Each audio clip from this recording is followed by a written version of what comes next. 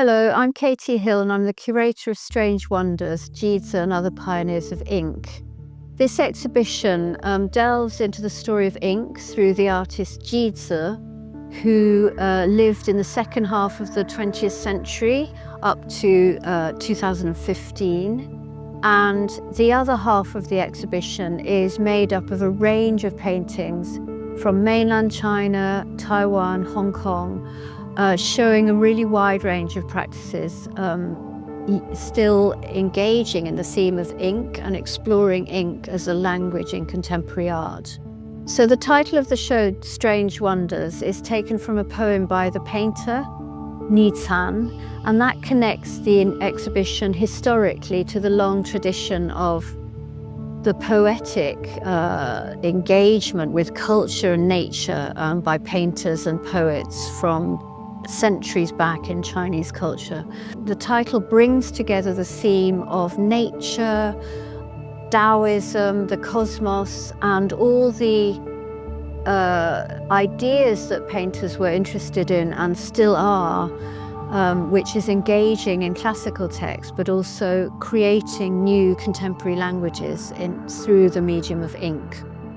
So we've got two floors, and the upper floor shows works from a private collection, and they comprise a range of styles, including landscape, conceptual, ink, calligraphy, and pure abstraction.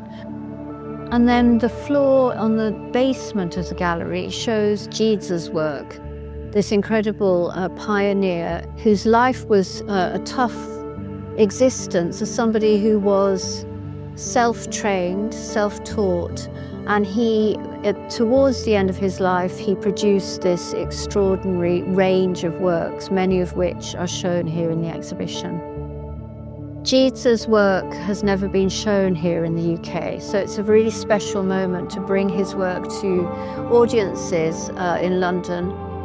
And you know, the story of his life and his persistence and his endurance is a remarkable tale that kind of needs to be brought into art history. Which includes his interest in classical philosophies and particularly that of Taoism, and using the Tao Te Ching as a source of inspiration in his practice. So I'm going to show you one of Jizi's works here called From Spirituality to Form, which was produced in 2010. And it's a very typical work in the series that he produced around that time, using these very solid lines here, which are quite dramatic, but also comprising a very mixed composition with this very, very soft grey and use of wash, almost like a textured feel created, almost like a textile, in fact, but also incorporating his seal, areas like the black square, perhaps referencing Malevich at the top, and this use of the brush. You can see the texture here that he creates. So it shows off his skills, it shows off his incredible, unusual compositions, which are very typical of modern Chinese ink painting. And it has a quality which is very much of Jizi's style as well. So here we have Jizi's Nebula series, which is a really interesting series of work in which he starts using colour, and it becomes very different from his black and white series we've just seen, with this kind of very circular elements in it, and this very vibrant focus here with this bright planetary form, with the use of this very bright red, blues and pale colours. And this work, I think, it spells a different stage in his development in which he's really exploring the planets, and it has a timeless feel. It feels almost futuristic, as though he's entering and he's allowing us to enter a sort of timeless aspect of the universe beyond our own world.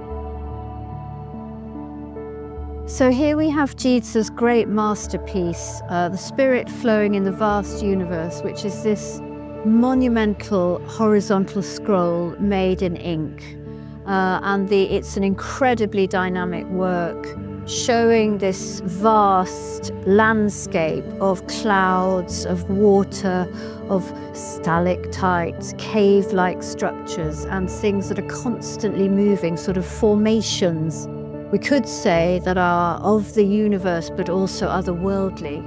Within this painting, we've got aspects of Jizi's skill as an ink painter, showing very clearly his use of white space in these cloud formations, these little textured brush strokes showing his skill of the brush, but also his imagination, showing this constant, fantastical landscape in which the viewer is drawn through and taken on a journey across this really very impressive and intense work. So with this vast scroll of 40 meters long, we had to roll up the end of it because it's too long to show in a space like this. And I think we all know that some of the museums in mainland China have these fantastic spaces. But in London, we decided to show this painting in this way in order to give a sense of this great work in the space, in the central space down in the basement. And to connect some of these paintings, we also have brought along some special items from Jizi's practice, including his seals, which are often present in many of the paintings. So here we have a cabinet showing his interest in Taoism, the seals themselves that he himself used, and he made and cut his own seals. So they're very important, and you can see them present in many of the ink paintings shown in the exhibition.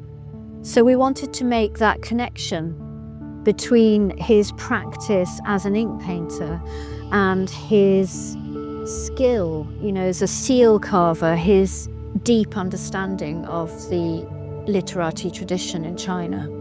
So here we've got a representative work by the very famous artist Xu Bing, who is a very important figure in the global development of contemporary art from China. And this is a piece which is his square word calligraphy, showing a poem called Dreams by Langston Hughes. So we can actually read this poem in English, which he has forced into Chinese character forms, what he calls square word calligraphy. And it says, "Hold fast to dreams, for when dreams go, life is a barren field frozen with snow." We're now on the top floor of the gallery, where we've added some other ink works, as you can see here, including some abstract ink and also some calligraphy works. And it's been a great pleasure to hold this exhibition in SOAS because, the connections it's made across different gallery and University of New South Wales and Central Academy in Beijing and my own consultancy, OCA, has meant we've brought it together as a really impressive project. And we're hoping to exhibit this work in other spaces, particularly in museums in Europe and also in China.